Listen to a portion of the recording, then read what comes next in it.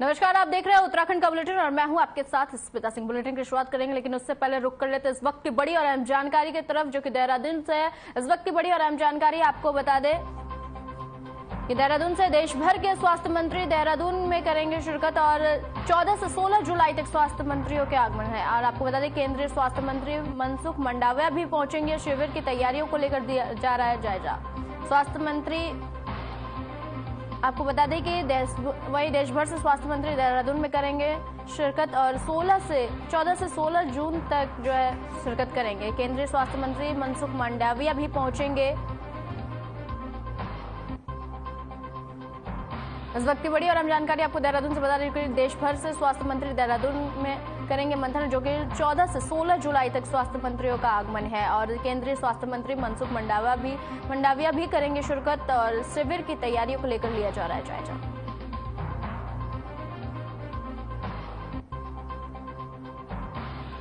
आपको बता दें, देहरादून से इस वक्त की बड़ी और अहम जानकारी है, जो कि केंद्रीय स्वास्थ्य मंत्री मनसुख मंडाविया भी करेंगे शुभारंभ और शिविर की तैयारियों को लेकर दिया जा रहा है अंतिम चरण। और स्वास्थ्य मंत्री मनसुख मंडाविया भी पहुंचेंगे और देश भर से स्वास्थ्य मंत्री देहरादून में करेंगे मंथन।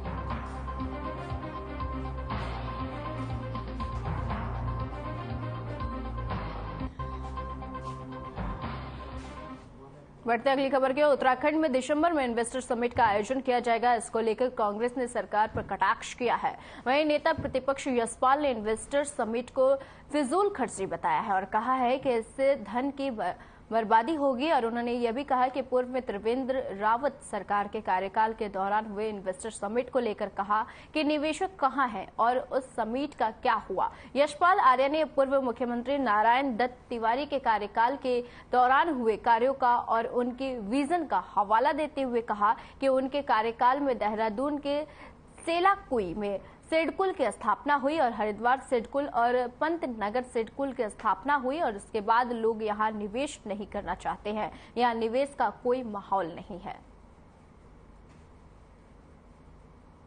आपको बता दें, खबर देहरादून से, जहां दिसंबर में इन्वेस्टर समिट का आयोजन होने वाला है, जिसको लेकर कांग्रेस ने सरकार पर कटाक्ष किया है और कहा है कि इन्वेस्टर समिट को बताया है फिजूल खर्ची।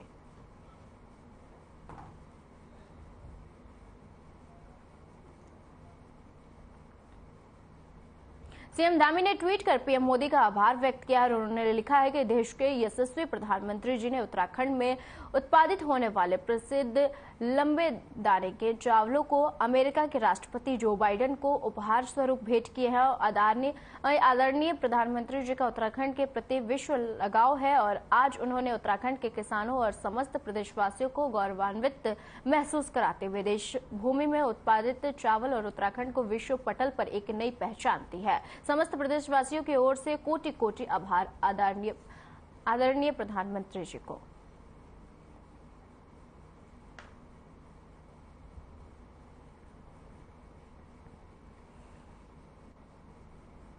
आपको बता दें, खबर देहरादून से, जहां सीएम धामी ने आभार व्यक्त किया है ट्वीट करके और पीएम मोदी का राष्ट्रपति जो बाइडेन को उपहार स्वरूप चावल देने पर सीएम धामी ने ट्वीट कर आभार व्यक्त किया है प्रधानमंत्री मोदी का।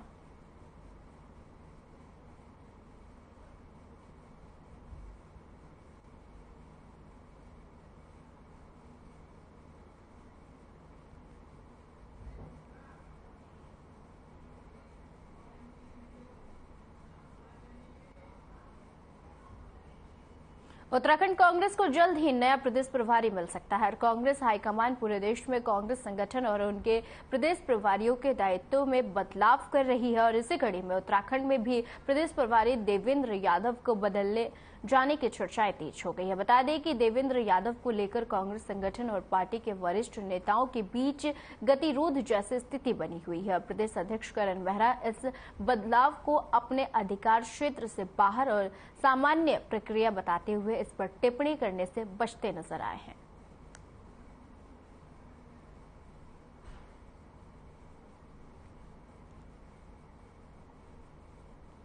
पूरे प्रदेश में अध्यक्ष भी बदले जा रहे हैं। अभी 2-3 अध्यक्ष बदले गए हैं।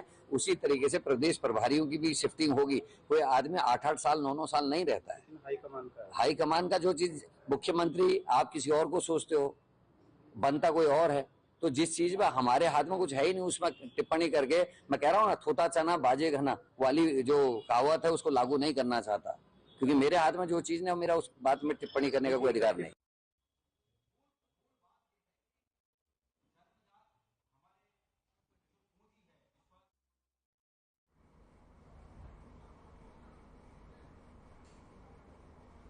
पीएमओ के प्रमुख सचिव पीके मिश्रा और प्रधानमंत्री मोदी के सलाहकार अमित खरे 22 जून को उत्तराखंड पहुंचेंगे। इस दौरान दोनों अधिकारी केदारनाथ और बद्रीनाथ का दौरा करेंगे, जहां वे पुनर्निर्माण और विकास कार्यों का जायजा लेंगे। प्रधानमंत्री मोदी लगातार केदारनाथ आपदा के बाद से ही केदारनाथ पुनर्निर्माण के कामों पर बड़ी बारीकी से देखरेख कर रहे हैं और उनके कार्यालय से जुड़े तमाम अधिकारी लगातार केदारनाथ के बारे में मुख्यमंत्री पुष्कर सिंह धामी और मुख्य सचिव एसएस संधू से रिपोर्ट लेते रहते हैं। और बताया जा रहा है कि उनके 2 दिवसीय दौरे के दौरान केदारनाथ में अब तक कितना काम हुआ है और बद्रीनाथ में मास्टर प्लान के तहत कितना काम शुरू हुआ है, इसको लेकर विस्तृत रिपोर्ट तमाम विभाग सौंपेंगे और जिसके बाद प्रधानमंत्री मोदी को दोनों ही धामों के पुनर्निर्माण की रिपोर्ट सौंपी जाएगी।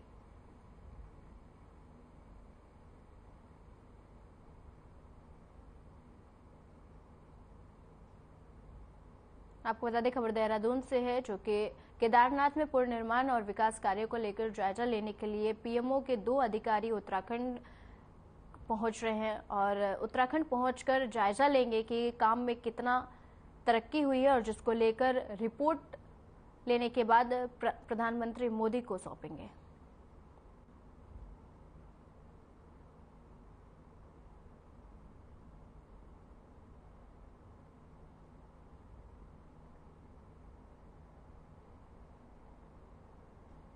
दिल्ली में बीजेपी के राष्ट्रीय अध्यक्ष जेपी नड्डा ने पूर्व सीएम त्रिवेंद्र सिंह रावत से मुलाकात की है और जिसके बाद आपको बता दें कि मुलाकात के बाद उन्होंने मोदी सरकार के सफलतम 9 वर्षों के कार्यकाल की शुभकामनाएं दी है और साथ ही उत्तर प्रदेश के 5 लोकसभा क्षेत्रों में चल रहे महासंपर्क अभियान का फीडबैक भी दिया है। और बता दें कि यूपी के आजमगढ़, बलिया, बांसगांव, सलेमपुर और देवरिया लोकसभा के जनसंपर्क अभियान की त्रिवेंद्र रावत को जिम्मेदारी मिली है। वहीं उन्होंने सोशल मीडिया में पोस्ट साझा कर मुलाकात की जानकारी दी है।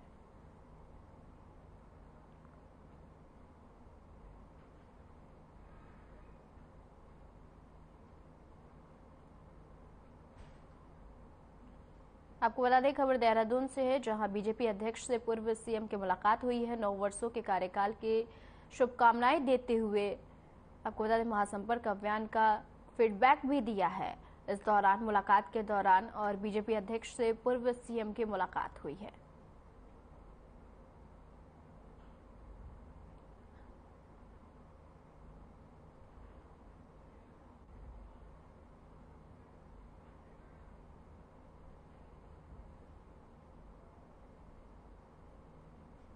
उत्तराखंड सरकार राज्य में ड्रग्स कानून लाने जा रही है और जिससे ड्रग माफियाओं पर लगाम लगाई जा सके और सरकार के इस फैसले का राज्य में स्वागत हो रहा है। वहीं विधानसभा अध्यक्ष रितु खंडूरी ने भी मुख्यमंत्री पुष्कर सिंह धामी के इस फैसले का स्वागत किया है। उन्होंने कहा है कि नई पीढ़ी नशे की ओर बढ़ रही है, जरूरी है कि राज्य में ड्रग कानून लाया जाए जिसमें कड़ी से कड़ी सजा का प्रावधान रखा जाए, क्योंकि ड्रग माफिया राज्य में काफी सक्रिय हो गए हैं, जिससे कि नौजवानों को नशे की लत लगने से और साथ ही साथ उनका भविष्य चौपट होता नजर आ रहा है, जिसको बचाया जाए।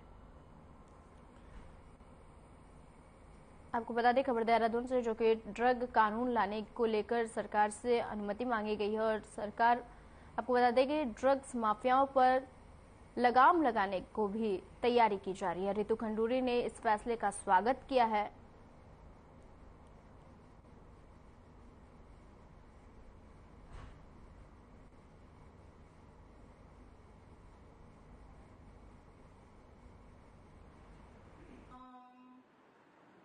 कि मैं इस फैसले का स्वागत करती हूँ और दुख तो है कि हमारे बच्चे इस तरफ जा रहे हैं और कड़े कानून की आवश्यकता बहुत है, लेकिन मीडिया के माध्यम से मैं आप लोगों से भी निवेदन करना चाहूंगी कि इससे हमें समाज को जोड़ना होगा, जनता को जोड़ना होगा, एक मुहिम बनानी होगी जहां हम इसके ड्रग्स लेने के नुकसानों की बात कर सकें और जनता में अवेयरनेस करें कि ये क्यों बहुत खराब है। तो बहुत अच्छी बात है कि सरकार ने इस तरह का निर्णय लिया है कि जो भी कड़े से कड़े कानून इसके खिलाफ लाए जाएंगे।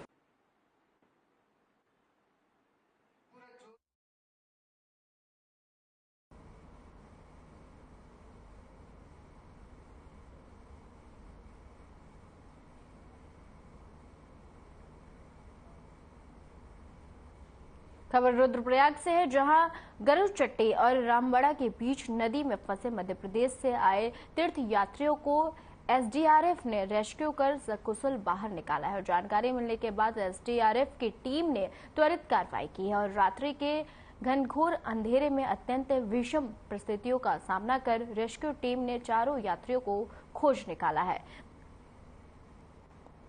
बता दें कि चारों यात्राओं को लेकर उन्होंने यह भी बताया है कि सब मध्य प्रदेश चारधाम यात्रा के लिए देवभूमि उत्तराखंड आए हुए हैं और केदारनाथ मंदिर से दर्शन करके नीचे सोनप्रयाग की ओर जाते हुए उन्होंने नीचे जल्दी पहुंचने के लिए शॉर्टकट रास्ता को अपनाते हुए उन्होंने ये भी कहा कि रात्रि के अंधेरे में चलते चलते एक यात्री गिरकर चोटिल भी हो गया और जिसके बाद एसडीआरएफ टीम ने कार्रवाई करते हुए सकुशल रेस्क्यू कर घायल यात्री को अस्पताल में भर्ती कराया है।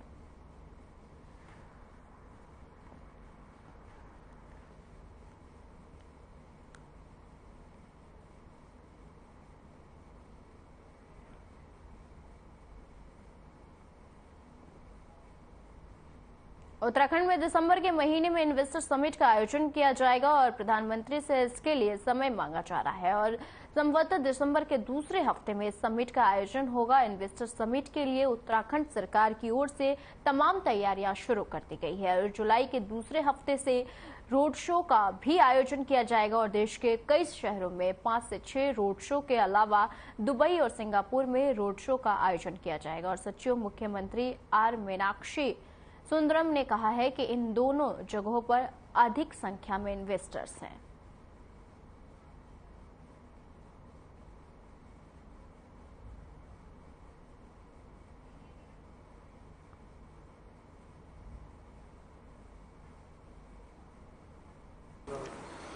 ये टेंटेटिवली डिसीजन लिया हुआ है कि दिसंबर के सेकेंड वीक में हम लोग इन्वेस्टर समिट को करेंगे और इसमें चूँकि माननीय प्रधानमंत्री जी से अनुरोध कर रहे हैं कि उनकी सुविधा अनुसार तिथि हमें मिल जाए, तो इसलिए तिथि को हमने थोड़ा सा फ्लेक्सिबल रखा हुआ है। और हमारी जो जितने रोड शोज होनी है तो रोड शोज हम विद इन द कंट्री 5 या 6 करेंगे और outside the country 2 road shows करेंगे। ये रोड शोज हम लोग जुलाई के सेकेंड वीक से प्रारंभ करना चाह रहे हैं, उसके लिए तैयारियां हम लोग कर रहे हैं।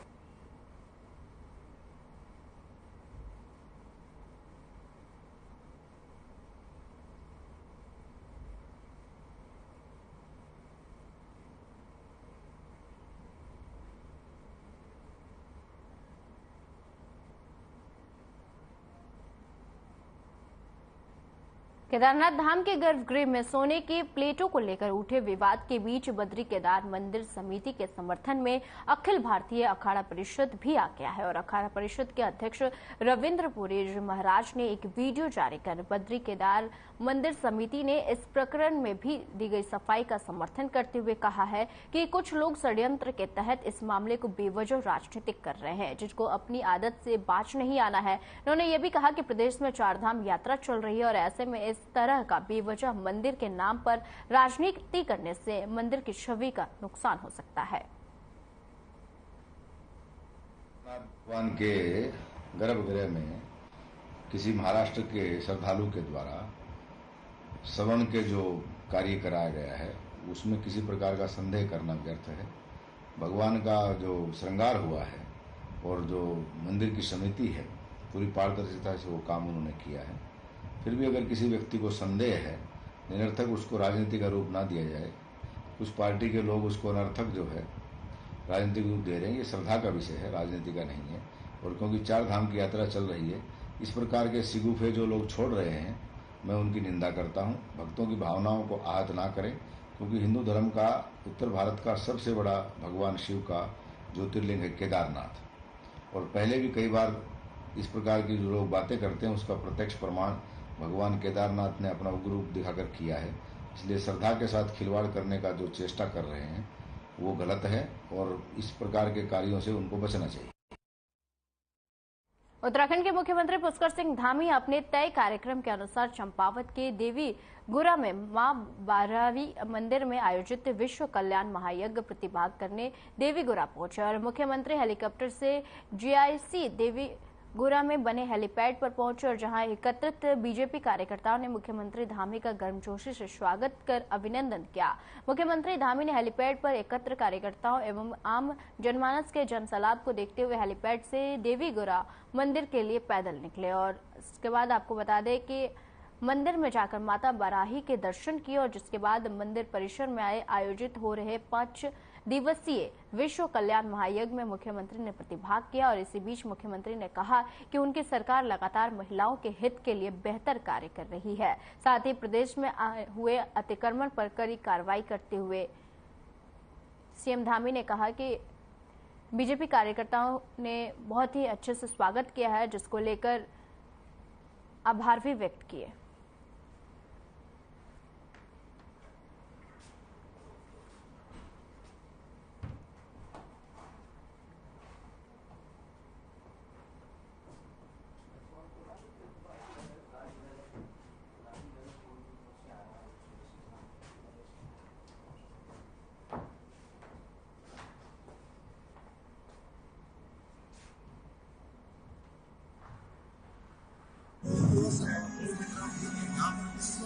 महाकल्याण यज्ञ चल रहा है। इन यज्ञ में हम सब लोग कहीं न कहीं अपने कर्तव्यों के प्रति, अपने को स्वस्थ रखने के प्रति पूरी तरह से जागरूक हैं और हमारा जो संकल्प है ये आदर्श उत्तराखंड, हिंदुस्तान का श्रेष्ठ उत्तराखंड, आदर्श हमारा चंपावत उस दिशा में आगे बढ़ेगी। यहाँ पर माँ बाराही का ये स्थान हमारे लिए हमेशा से पूरे उत्तराखंड वासियों के लिए, देशवासियों के लिए श्रद्धा का और आस्था का स्थान रहा है। ये स्थान हमारा मानसखंड कॉरिडोर योजना में सम्मिलित हो चुका है और आने वाले समय में इसी स्थान का पूरा सौंदर्यीकरण किया जाएगा, विस्तारीकरण किया जाएगा, आने वाले सड़कों का चौड़ीकरण किया जाएगा और मानसखंड वर्गमाला मिशन के अंतर्गत पूरे गाँव से सभी मंदिरों को एकीकृत करते हुए उनको एक माला मिशन के अंतर्गत जोड़ा जाएगा।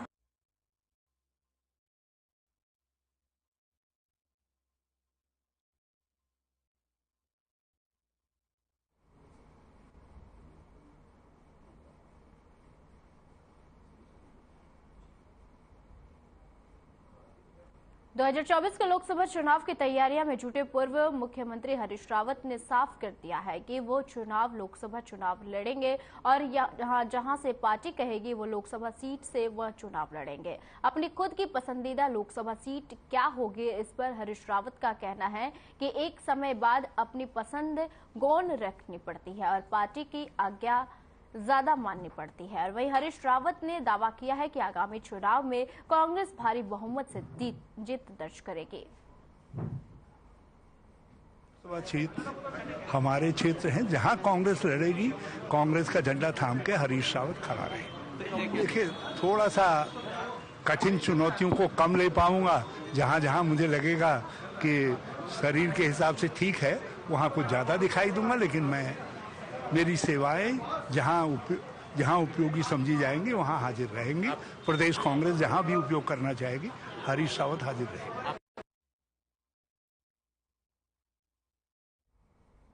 उत्तराखंड में कैबिनेट विस्तार की चर्चाएं फिर से गरमाने लगी है और कैबिनेट मंत्री चंदन रामदास के निधन के बाद कैबिनेट के 4 पद खाली हैं और इन्हें जल्द ही भरा जाएगा। और वहीं दूसरी ओर मुख्यमंत्री पुष्कर सिंह धामी और तमाम कैबिनेट मंत्रियों ने कुछ दिन पहले ही राज्यपाल से मुलाकात की थी और चर्चाएं ये भी चल रही है कि कई कैबिनेट मंत्रियों को उनके गलत आचरण की वजह से कैबिनेट के साथ वहीं हाथ धोना पड़ सकता है और कुछ नए चेहरे कैबिनेट में शामिल हो सकते हैं। वहीं मामले को लेकर प्रवक्ता विपिन कैथोला का कहना है कि कैबिनेट विस्तार मुख्यमंत्री का विशेष अधिकार है और सभी कैबिनेट मंत्री सरकार के साथ तालमेल मिलाकर काम कर रहे हैं।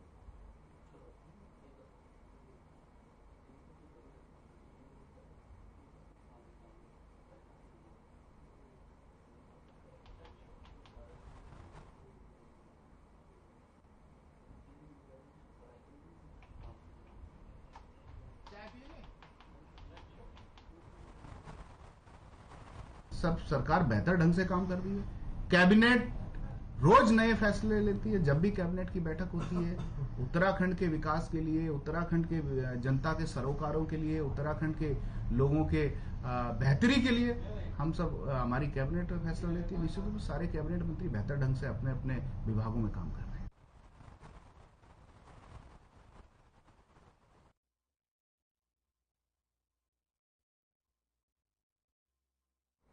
पीएमओ के 2 अधिकारी 2 दिवसीय दौरे पर उत्तराखंड पहुंच रहे हैं और अधिकारियों का फोकस केदारनाथ और बद्रीनाथ में चल रहे प्रोजेक्ट्स को बारीकी से देखना होगा। और दरअसल ये दोनों ही पीएम मोदी के ड्रीम प्रोजेक्ट है और पीएमओ के प्रमुख सचिव पीके मिश्रा और प्रधानमंत्री मोदी के सलाहकार अमित खरे आज पहुंचेंगे और उत्तराखंड 2 दिवसीय दौरे के दौरान केदारनाथ में अब तक कितना काम हुआ है और बद्रीनाथ में मास्टर प्लान के तहत कितना काम शुरू हुआ है, इसको लेकर एक विस्तृत रिपोर्ट तमाम विभाग सौंपेंगे।